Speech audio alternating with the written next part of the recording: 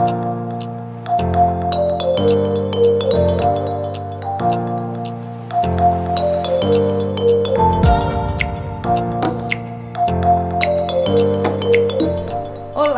iniciamos mais um Amadcast. Hoje o episódio está excelente, eu tenho certeza. Por quê?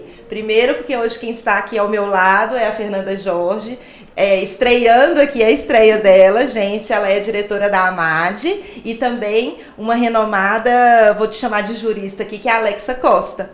Ela vai falar sobre a adjudicação compulsória, então eu tenho certeza que é um tema que a gente vai aqui absorver muito do conhecimento dela. Seja muito bem-vinda, viu, Alexa? Bem-vinda. Obrigada, doutora Fernanda Jorge, doutora Ana Paula Cunha. Obrigada pelo convite à AMAD, Associação dos Advogados do Direito Imobiliário. E a adjudicação compulsória é uma novidade da Lei 14.382/2002, que visa facilitar a regularização imobiliária. O direito de propriedade, como o direito fundamental previsto na Constituição Federal, sempre vai merecer a nossa atenção especial. Com certeza. Mas antes da gente entrar mesmo, absorver todos os seus conhecimentos, conta um pouco, né, da sua história, o porquê a escolha do direito, porquê chegou no notarial e registral, só para os nossos ouvintes e também, né, quem está nos assistindo aí pelo YouTube, te conhecer. No início da faculdade de Direito, eu consegui a oportunidade de um estágio na Serjus, que é a Associação de Serventuários de Justiça do Estado de Minas Gerais, no Departamento Jurídico. O que seria um estágio de 3 ou 6 meses, acabou durando o meu curso todo de Direito. Olha. Dessa forma, eu tinha contato, muito contato com o direito notarial e registral. Quando eu entrei, eu não sabia o que era cartório, o que era uma serventia notarial e registral. E, de certa forma, o que não mata fortalece, né? E a gente começa a entender um pouquinho e começa a estudar e aprofundar um pouquinho e começa a aprofundar e começa a gostar, né? Então, foi pelas mãos do Dr. Francisco Rezende, que é oficial do 4º Registro de Imóveis de Belo Horizonte. Na época, ele era registrador de imóveis de Esmeraldas.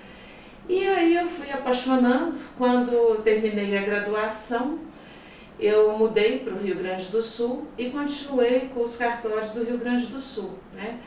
No Colégio Registral do Rio Grande do Sul, depois lá em Porto Alegre, registro de títulos e documentos, registro de pessoas jurídicas, civil de pessoas jurídicas, e depois, na volta para Minas, passei por outras serventias aqui em Minas também. É apaixonante mesmo, assim. Eu sou muito suspeita, porque é uma área que eu gosto muito, assim, tem muitas, né? Eu transito em várias áreas ali do imobiliário, em vários nichos, mas assim, aqui tá ali, né, assim, que aquece bem meu coração notarial e registral, eu tenho que confessar. Então eu já sou suspeita e eu entendo muito essa identificação justamente por isso. Porque, assim, quem atua, eu acho que não sei se você vai identificando por causa da documentação, eu acho que é perfil mesmo, né? De cada profissional, mas realmente eu gosto. Eu não sei você se gosta, eu acredito que sim também da área. Sim, mas tem muitos colegas que não, é muito complexo, é porque também é uma deficiência, porque não tem contato na faculdade, se não especializa. A gente tem essa questão do imobiliário, a gente não aprofundar na faculdade, né? Como um geral, né? E aí o notarial e registral mais ainda. Mais ainda. Então, muito do direito civil, né? Muito do direito comercial na época, né, que o Código Civil de 2002 acabou absorvendo. Mas é isso, pouco processo civil a gente lida também, mas muito do direito civil, né, é o direito notarial e registral. Alexa, conta pra gente o que é adjudicar um bem. A adjudicação é o ato que tende a transferir determinada coisa do patrimônio de uma pessoa para outra. Na forma típica do processo civil, a ação é o pedido coativo que o exequente faz para que o juízo lhe transfira determinado bem do patrimônio do devedor em pagamento da obrigação mediante depósito do preço ou a reposição da diferença. Na forma atípica do processo civil, é a ação que é colocada à disposição do promitente comprador para que a sentença valha como uma escritura, para poder suprir a ausência de manifestação de vontade da parte do vendedor, né, ou do promitente vendedor, que se recusa a lavrar a escritura pública. E qual que é o objetivo mesmo da adjudicação? É suprir a vontade do promitente vendedor que se recusa a outorgar a escritura, né? Pode ser que ele não possa, pode ser que ele não queira, né? Então a sentença vai suprir essa manifestação de vontade do promitente vendedor. E nessa sequência aí, explica pra gente qual que é a diferença entre a promessa de compra e venda e a escritura. É comum, quando se faz um negócio, as pessoas pactuarem através de contrato de compra e venda. Muitas vezes com o pagamento dali a algum tempo ou o pagamento em parcelas.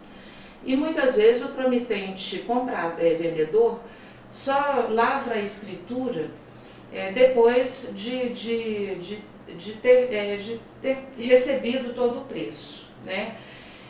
Normalmente esse contrato pode ser feito através de escritura pública, mas o mais comum é que ele seja feito através de um contrato por instrumento particular. Podem ter outras condições, né? Agora, uma condição que não pode faltar, não pode obrigatoriamente tem que ter, não pode ter a cláusula de arrependimento. Se tiver a cláusula de arrependimento, não tem como falar em adjudicação compulsória. Entendi. E o contrato de promessa de compra e venda, ele pode ser registrado? Pode ser registrado, mas o contrato de promessa de compra e venda, de compromisso de compra e venda, ele não transfere a propriedade, ele transfere os direitos decorrentes da promessa. Então, por cessão, né, a pessoa vai ter o direito, ele não vai ter o direito real da transferência, né? É diferente da escritura, que é o contrato público definitivo. E conta pra gente se o vendedor, depois de cumpridas as obrigações do contrato de promessa de compra e venda, se ele se recusar a lavrar a escritura. Se ele se recusar, tem aí à disposição dele a ação de adjudicação compulsória, né? Por enquanto nós estamos falando aí do caminho judicial da coisa, né? Ele tem aí à sua disposição a ação de adjudicação compulsória, que através da sentença o juiz vai manifestar a vontade, vai suprir a manifestação de vontade do promitente vendedor que se recusa a dar escritura. A sentença judicial, ela não transfere a propriedade. Essa sentença ela tem que ser levada a registro no registro de imóveis. E uma dúvida que a gente vê que muitos têm, né? A adjudicação compulsória, ela prescreve? A adjudicação compulsória, ela tem natureza de direito pessoal. Ela nasce da obrigação contratual, do direito contratual. E como ela é uma ação de tutela constitutiva, ela não prescreve, ela não tem prazo para poder ser ajuizada. Então, é uma ação imprescritível. Eu queria saber quais são os documentos para prenotação, mas que você explicasse também para o público, né, o que é prenotação. Prenotação é qualquer documento que entre no registro de imóveis, ele tem dois caminhos, né? Ou do exame e cálculo, quando a parte quer apenas que aquele documento, aquela documentação seja examinada, né, para o registrador, né, dizer o que está faltando, o que é possível, o que não é possível, e a prenotação. A prenotação, inclusive, tem a questão da prioridade, né? Se dois títulos forem conflitantes, aquele que foi prenotado primeiro, né, foi protocolado primeiro, ele tem a sua prioridade, Tem né? preferência. Tem a sua preferência, exatamente. Alex, eu queria saber quais são os documentos necessários para a prenotação judicial, da adjudicação compulsória judicial. Mas antes, explica para a gente o que é prenotação. Quando um título entra no registro de imóveis, ele tem dois caminhos. Um que é do exame e cálculo. Às vezes a pessoa quer que aquele exame, ele não recebe um número de protocolo, né? A pessoa quer que ele seja examinada para ver se ele é possível de ser registrado ou o que falta para complementar ou para corrigir naquela documentação. E mesmo para que seja feito um orçamento, né, dos emolumentos, né? A prenotação, ela tem a prioridade. 2 títulos conflitantes, ou 3 ou 4, né, podem ser conflitantes, né? E então a prenotação é a ordem de prioridade que aquele registro vai ser examinado e mesmo registrado, né? Quem entrou depois, o título que entrou depois, ele vai ficar lá atrás na ordem de prioridade, né? E no caso da adjudicação compulsória judicial, para que seja feito o registro, é necessário a carta de adjudicação assinada pelo juiz com o número da matrícula, a descrição do imóvel, a cópia do auto de adjudicação, o comprovante de pagamento do ITBI, na cópia do auto ou na carta de adjudicação precisa estar com a qualificação, né, do adjudicante. Caso não tenha também, os documentos pessoais podem complementar, né? Uma certidão de casamento, uma cópia autenticada de uma identidade, CPF, informar profissão, esse tipo de coisa. No caso de pessoa jurídica, vai ser necessária a certidão relativa aos tributos federais e à dívida ativa da União. E no caso de imóvel rural, além desses documentos, será necessário o CCIR do último exercício, a CND do ITR e a necessidade, vamos verificar a necessidade do georreferenciamento, né, do certificado de georreferenciamento. E com relação à adjudicação compulsória extrajudicial, que é uma inovação aí nossa, né, na legislação recente. Agora a gente quer saber tudo e absorver tudo. Agora você tem que contar tudo pra gente. E tá todo mundo aqui, né, querendo absorver isso aí. Conta pra nós, assim, o que realmente precisa para entrar com esse título no cartório, para que ele realmente seja registrado. É uma novidade, né, trazida pela Lei 14.382, de junho de 2022, tem um ano, né, tá novinha aí, para desjudicializar, desburocratizar e facilitar a regularização imobiliária através da adjudicação compulsória. Se antes nós tínhamos o magistrado para poder analisar essa documentação, agora quem vai ser o juiz do título é o registrador de imóveis, né? E ele tem a aplicabilidade pela via administrativa extrajudicial, por força aí da criação do artigo 216b da Lei 6.015, né, que é a Lei de Registros Públicos. E no caso, vai ter legitimidade no caso de recusa, morte, incapacidade, falência, desaparecimento do promitente vendedor,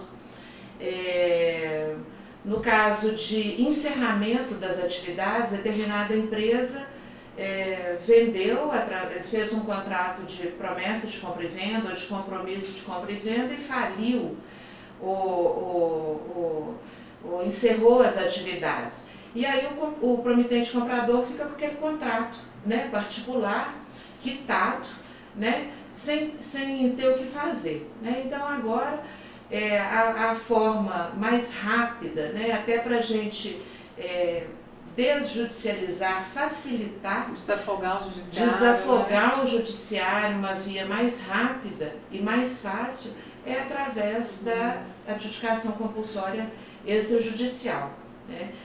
E o promitente vendedor também pode se valer do Instituto.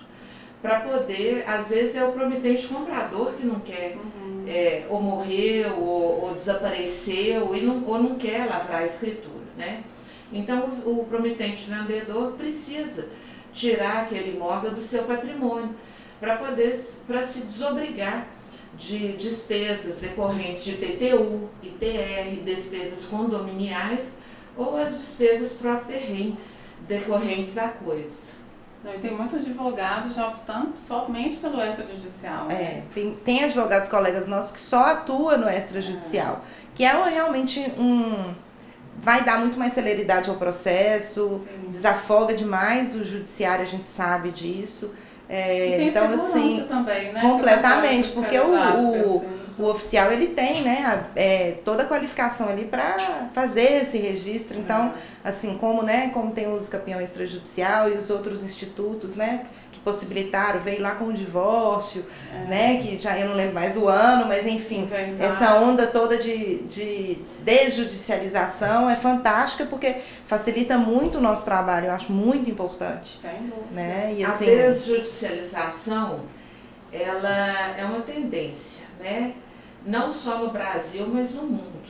Né? No Brasil, ela começou a ser o usucapião extrajudicial é muito recente.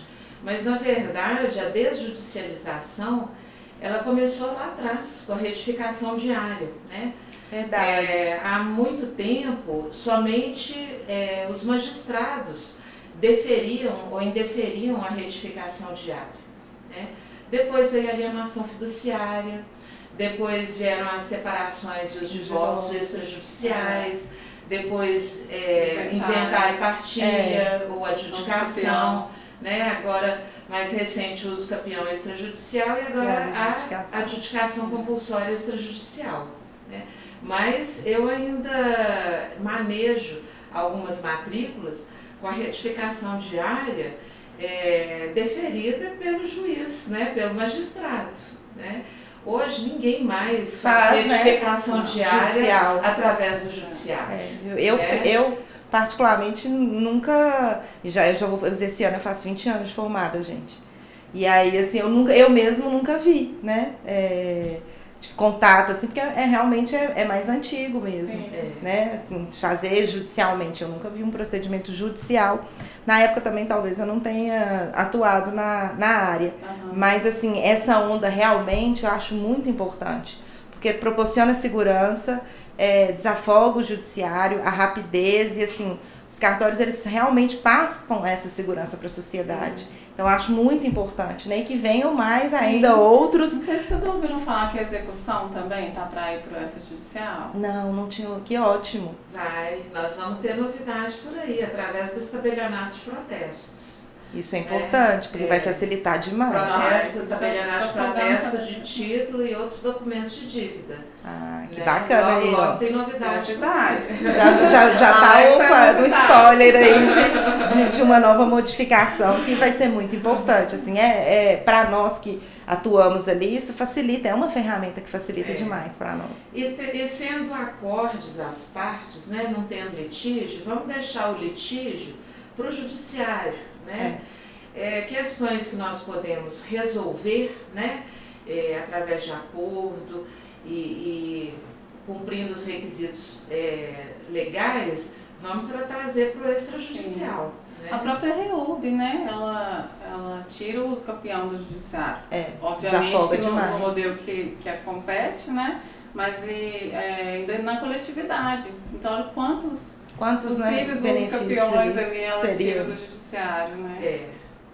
Vamos deixar o judiciário, ele porque já está muito ocupado, para poder. Vamos tentar resolver de uma outra forma. Né? Ô Alex, você já falou dos documentos necessários para adjudicação judicial e no extrajudicial, quais documentos são esses?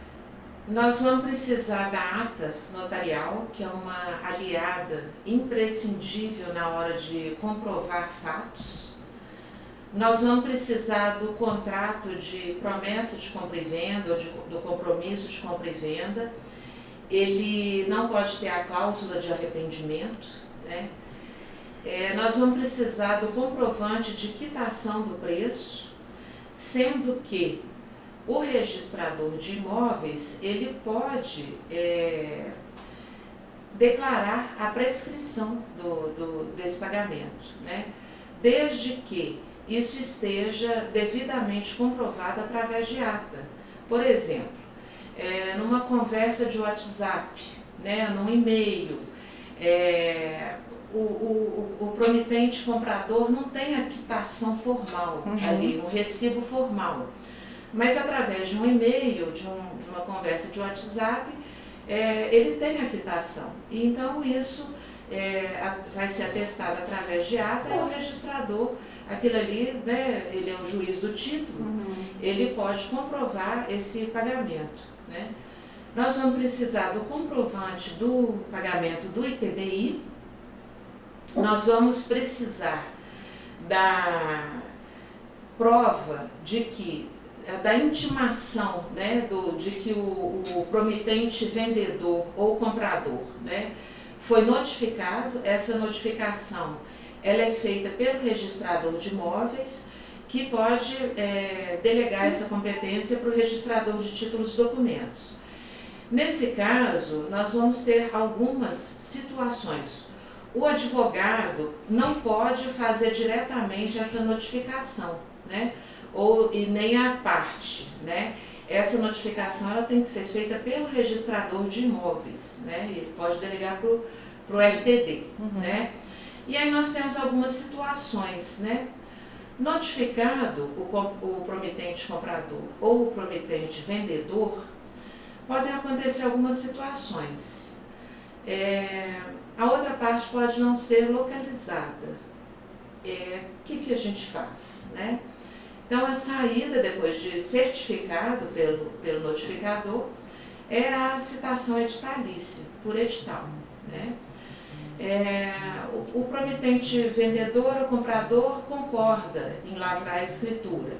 Então, o registrador vai dar um prazo de 15 dias úteis, podendo ser prorrogado se tiver um motivo justificado. E então a escritura vai ser lavrada e o procedimento encerra ali. A outra parte pode, uma terceira situação, a outra parte pode receber a notificação e não concordar, né?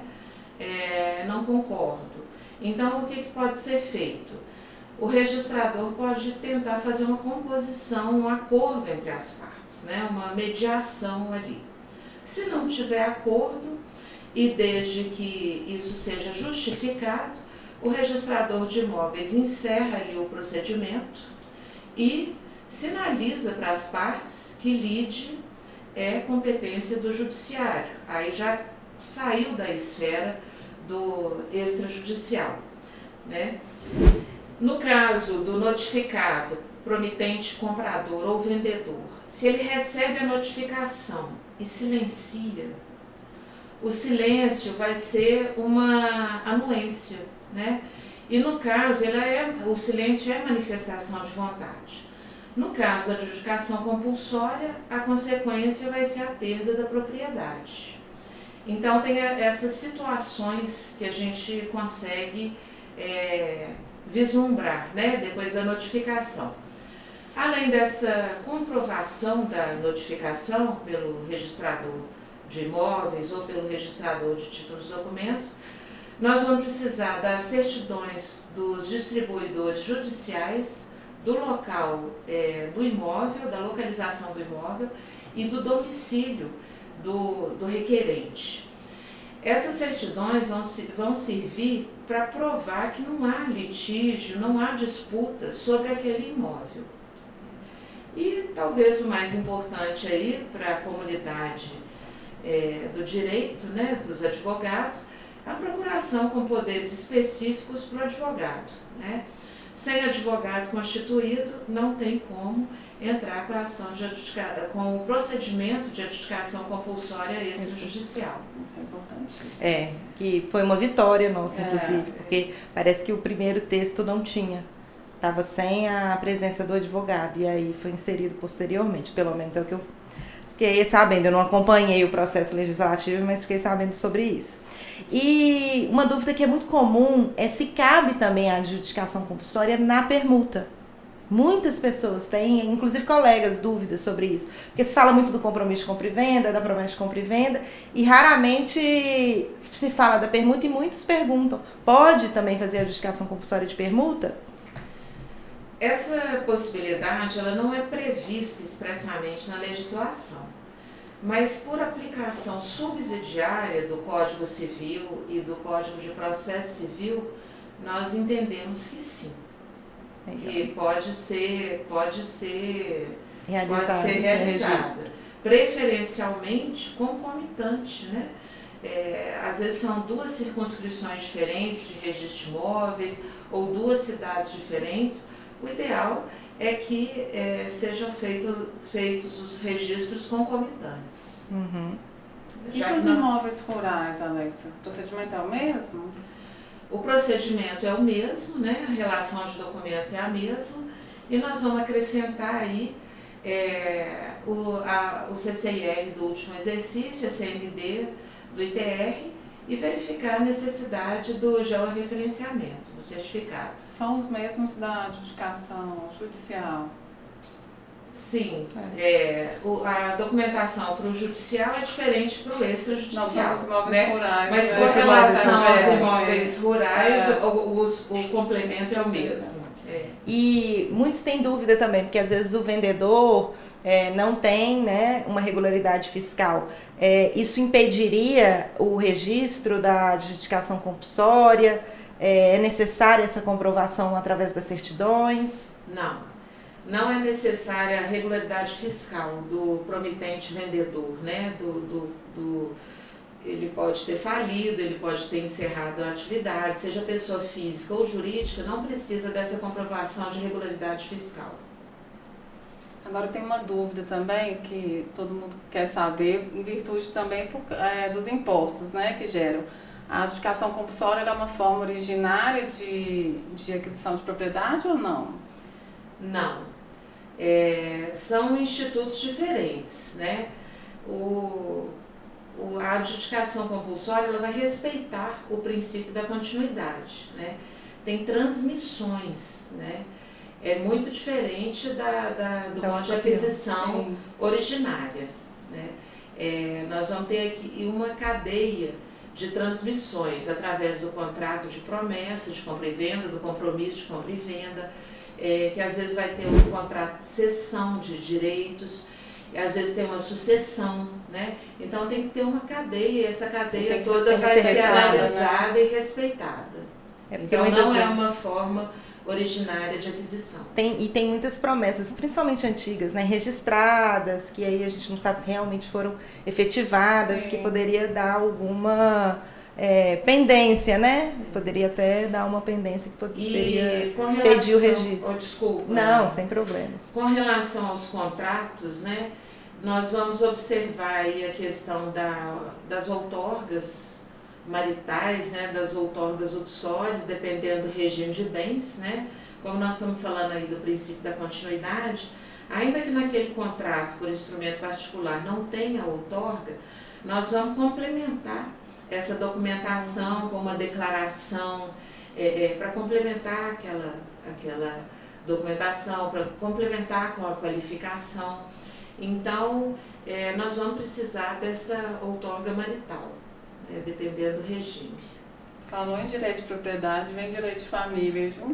Junta, meio que, né, acompanha. Às vezes até quando tem, né, que não precisaria, às vezes eu vejo muito quando é separação total de bens, ainda assim, muitos ainda parece que tem um receio e pede a anuência, né, do cônjuge ali, justamente para não ter nenhum... melhor pegar e assinar, muitos fazem isso, a gente percebe muito isso. Pega a assinatura mesmo, mas não precisa, o regime, né, não tem essa necessidade, não, mas para não gerar dúvida, enfim. E nós vamos observar também a data do título, né?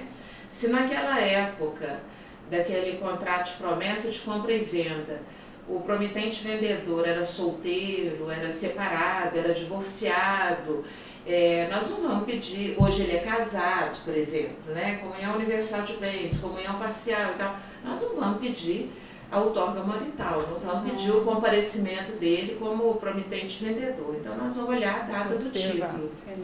E assim, muitos confundem, e aí quando eu devo utilizar o uso capião como estratégia extrajudicial, a via da adjudicação compulsória seria a mais acertada. Se você puder exemplificar e explicar as principais diferenças dos dois institutos, porque tem gente que às vezes quer resolver tudo só com o uso capião extrajudicial. E muitas vezes uma via da adjudicação seria muito mais rápida e tem todos os documentos. Então, assim, às vezes, para a nossa audiência, aí dá as principais diferenças entre os dois institutos, aí para até os profissionais poderem fazer essa escolha aí mais acertada para os nossos clientes. Tudo vai depender da documentação que se tem em mãos, né? Aí cabe ao advogado analisar, né? O uso capião é uma forma originária de aquisição da propriedade. Não existe uma cadeia de transmissão, né? Uma propriedade desaparece e outra surge. Não tem uma continuidade, não tem essa necessidade, né? Na adjudicação compulsória, não. Tem a transmissão, né? O imóvel ele é transmitido. E nós vamos olhar aí a questão da quem vendeu para quem, né? Através do inventário de quem, né? E na adjudicação compulsória, né? Como eu já disse, por exemplo, voltando até em outra questão, no caso de incapacidade, né? Eu falei da outorga, por exemplo, a pessoa foi declarada incapaz, mas na época que ela assinou aquele contrato de promessa de compra e venda, ela era capaz, perfeitamente capaz. Então nós vamos olhar aquela transmissão naquela época, não a declaração de incapacidade posterior ou o óbito posterior, né? Então, fugir um pouquinho aí da... Não, mas é excelente o esclarecimento. Não, importante, claro, importante. Não. E acaba que muita gente tem dúvida. Você estava respondendo, eu lembrei de uma dúvida que é muito corriqueira, assim, que quando tem, né, na matrícula ali do imóvel, às vezes tem penhora, tem hipoteca, se isso seria um impedimento para o registro da adjudicação. A gente tem dúvida, porque com o uso capião o entendimento é diferente e não teria esse problema. A adjudicação não, né? Assim, ela já vai impedir. Ana Paula. No uso capião, como é uma forma originária de aquisição da propriedade, o registrador vai desconsiderar todo e qualquer ônus e gravame, né? Na adjudicação compulsória, não. Como tem transmissões, se tiver uma verbação de indisponibilidade da matrícula, aquela verbação primeiro precisa ser cancelada para depois, para que seja feito o registro posterior daquela transmissão posterior, né? Então, os ônus e gravames permanecem, acompanham. Que é isso que orienta, às vezes, muito nós, né, ali, que na hora que tá, qual que vai ser a melhor saída, às vezes... E aí, dependendo, é possível você sanar, fazer a baixa das indisponibilidades, aí é a avaliação do advogado, mas às vezes vai ficar tão complicado que às vezes a opção seria mesmo o caminho, em vez de optar pela adjudicação, tendo os contratos e tudo, às vezes talvez escolha-se pelo uso capião justamente por isso, porque tem algum outro fator que possa inviabilizar ali o registro. Cada caso é um caso, tudo depende da documentação, né? Porque às vezes também, se for uma averbação referente àquele mesmo processo ali, né? Então o próprio título já, às vezes é uma averbação para dar publicidade, né? Sobre uma possibilidade de adjudicação, alguma coisa nesse sentido, então aquilo ali vai ser cancelado, né? Através do próprio procedimento. Mas tudo é a questão da análise mesmo do advogado e da documentação.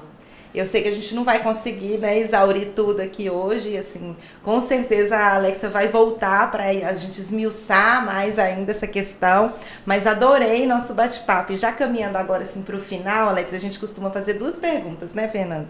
A gente pergunta se você tem uma frase de vida que te inspira, que às vezes quando a gente está mais desanimado, às vezes, não, eu vou persistir aqui no meu objetivo. Você tem alguma? Eu lembro de Fernando Pessoa, né? Tudo vale a pena quando a alma não é pequena, né? Para resumir um pouquinho, né? Que é uma excelente frase. Eu adoro também. E um livro? Um livro de cabeceira, aquele que você gosta de reler? Bom, os meus livros de lazer normalmente têm a ver com as serventias notariais e registrais, né? Por incrível que pareça. Eu tenho me deliciado com contos e causos notariais do tabelião, né? Del Guércio. Né? Excelente dica. E um clássico, né, do José Saramago, que é Todos os Nomes, né? É uma leitura um pouquinho mais profunda, mas é uma história que se passa num registro civil de pessoas naturais de Portugal, e é um clássico, né, o José Saramago. Claro. Excelente dica. Você ainda tem preferência pelos livros físicos ou não? Eu gosto de livro de físico, de papel. Eu também. É mais gostoso, eu acho que acaba que eu tenho Kindle e tal, às vezes leio, não tem problema nenhum com a questão, mas realmente eu acho mais gostoso você passar. Eu acho que a visão, a gente descansa mais, é mais relaxante a leitura, é mais prazerosa no físico. Então eu continuo comprando livros, porque tem gente que deixou de comprar, e realmente a minha preferência também é pelo físico. Trechos que os trechos da preferência a gente consegue marcar, né? Acaba que, mas é porque eu acho realmente mais gostoso, não sei você. Eu intercalo. Você intercala? Eu leio muita coisa no digital também, mas se for para escolher, eu realmente prefiro o tem aquela facilidade, você leva para tudo quanto é lugar. Bolsa, pra viajar, né? Para uma viagem, óbvio, aí sim eu utilizo muito. Mas se eu tiver em casa, se for uma leitura, às vezes já aconteceu de eu ler no Kindle e querer o físico. E aí eu compro, porque aí eu dou para reler, então é um hábito. Quem gosta de ler, né, acaba que acho que acaba tendo uma preferência maior. Não sei essa geração nova aí que talvez não faça tanta questão. Já nasceu no eletrônico, que livro? Não, tá tudo aqui. Mas eu ainda tô apegada ao papel um pouquinho, nesse sentido. Eu sou muito papel. Eu gosto do papel, até que pro PJE o processo eu já não sinto falta. Agora eu não sinto mais não. Porque eu sou da época do processo físico. Nossa, eu sou esse enorme da máquina de datilografia. Não advogando, mas tive contato, até porque meu pai era advogado, eu também via, né? Assim, eu acho que advogar naquela época deveria ser muito mais difícil do que hoje. Embora as serventias extrajudiciais estejam altamente informatizadas, né? Mas o meu gosto e a minha preferência ainda é pelo papel e pelo livro físico. Realmente eu acho que também é uma preferência que a gente vai adquirindo ali. Sim. Gente, adorei o bate-papo. Com certeza você vai voltar aqui nesse Amadcast pra gente debater sobre outros pontos, esmiuçar mais outras coisas, mas adorei, viu, Alexa? Você compartilhar seu conhecimento, doar aqui um pouco, né, do seu tempo, nos visitar, e a AMAD está de portas abertas, viu? Muito obrigada mesmo. Muito obrigada, AMAD. Muito obrigada, doutora Ana Paula Cunha, doutora Fernanda Jorge. Mais uma vez, o meu muito obrigada, e eu estou à disposição para o que precisarem. Alex, e como que os nossos ouvintes te encontram? Você tem rede social? Você pode divulgar? Sim. No Instagram nós temos um perfil, alexacosta.extrajudicial, onde eu publico algumas informações sobre o direito de forma geral e especialmente o direito notarial e registral, né, o extrajudicial. Não tenho a pretensão de esgotar a matéria, porque tudo é muito amplo, mas que sirva pelo menos de pontapé, né, para outras questões. E eu estou às ordens, caso alguém queira me mandar alguma questão, caso esteja ao meu alcance, estamos lá. Você abre caixinha de pergunta? Abro. Nossos associados podem ir lá te chamar no privado e te perguntar. Abro sim, eu abro normalmente aos sábados pela manhã, eu abro as caixinhas de perguntas e acaba uma coisa alimentando a outra, né? A dúvida de um, a gente acaba esclarecendo para outras pessoas. Acaba virando conteúdo, né? Acaba virando conteúdo. Eu tô às ordens, né? Ai, muito obrigada mesmo, Alexa, pela sua disponibilidade, por estar compartilhando aqui o seu conhecimento. Certamente você voltará, porque as dúvidas existem ainda, e ainda como um tema ainda muito recente, é um bebezinho, né? Então a gente realmente precisa aprofundar mais. Mas assim, agradeço muito por ter disponibilizado o seu tempo aqui. E é isso. Adorei, gente. Foi um prazer enorme ter mais uma vez, muito obrigada. Uma honra estar aqui, a convite da AMAD e junto com vocês. Então, gente, não esqueçam, os episódios vão todas as quartas através do Spotify e do YouTube. E não deixe de nos seguir nas redes sociais. Até mais.